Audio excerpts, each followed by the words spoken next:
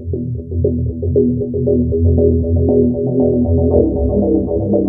sudah disampaikan juga, alhamdulillah kita lihat banyak pembangunan infrastruktur besar di zaman pemerintahan sekarang ini.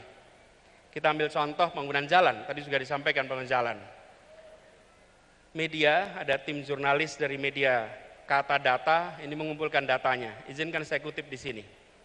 Pemerintahan kali ini berhasil membangun jalan tol terpanjang dibandingkan periode-periode sebelumnya. 63% dari seluruh jalan tol berbayar yang ada di Indonesia itu dibangun di era pemerintahan sekarang. Sepanjang 1.569 km dari total 2.499 km. Itu adalah jalan berbayar. Sedangkan jalan yang tak berbayar, yang digunakan oleh semua secara gratis, yang menghubungkan mobilitas penduduk dari sudut-sudut desa ke perkotaan, yang membawa produk-produk pertanian, produk perkebunan, produk perikanan dari sentra-sentra tempat mereka dihasilkan ke wilayah-wilayah pasar, baik jalan nasional, jalan provinsi ataupun jalan kabupaten, terbangun 19.000 km di pemerintahan ini. Kalau coba saya bandingkan dengan pemerintahan 10 tahun yang lalu, di zaman Presiden Pak SBY, jalan tak berbayar yang dibangun adalah sepanjang 144.000 atau 7,5 kali lipat. Bila dibandingkan dengan jalan nasional, di pemerintahan ini membangun jalan nasional sepanjang 590 km, di era 10 tahun sebelumnya 11.800 km. 20 kali lipat. Kita belum bicara mutu, kita belum bicara standar dan lain-lain, kita bicara panjangnya. Kedua infrastruktur ini jelas diperlukan sama-sama, tapi yang perlu kita perhatikan di sini adalah bahwa keberpihakan ketika bicara institusi ekonomi memberikan kesetaraan kesempatan kepada semuanya. Kita perlu memikirkan ke depan institusi yang inklusif, infrastruktur yang menunjang keseharian. Air saja misalnya, hari ini kita punya air di sini.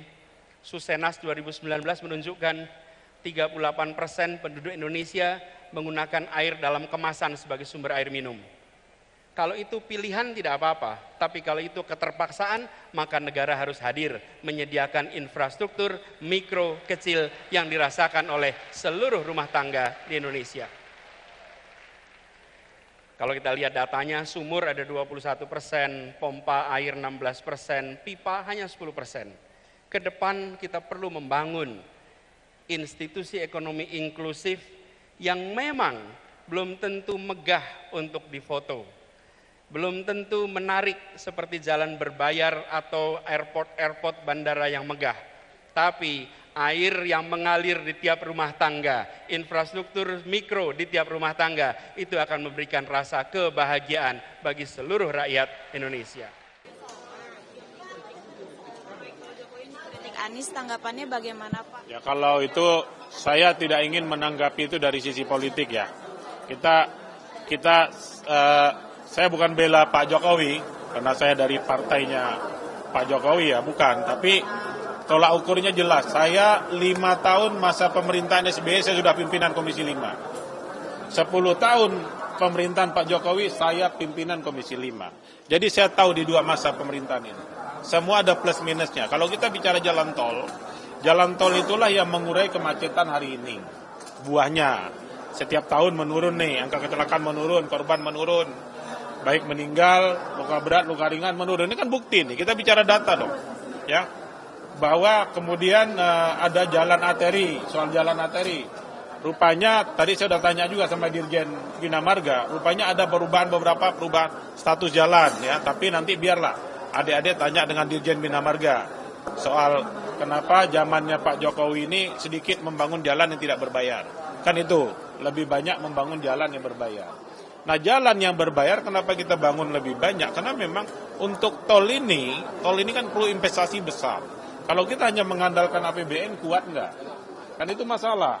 Nah, ada yang mau investasi kita kasih ruang dan jalannya ada. dimanfaatkan. Buktinya apa? Jalan tol juga padat setiap kali mudik. Balik lebaran padat, ya, padat.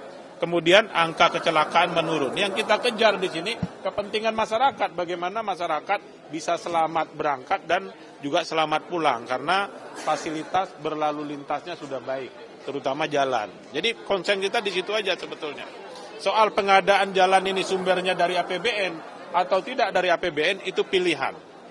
Ada hitung-hitungannya. Ketika ini tidak bakal sumber dari APBN, tentu jalan ini APBN-nya kita untuk kepentingan yang lain.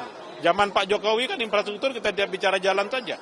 Kita bicara bangun berapa banyak jembatan yang dibikin, kemudian berapa bandara yang dibikin, berapa banyak pelabuhan yang kita bikin, dan seterusnya gitu loh. Ya.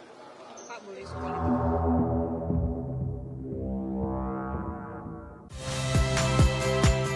Saya Niluh Puspa. Saksikan program-program Kompas TV melalui siaran digital, pay TV, dan media streaming lainnya.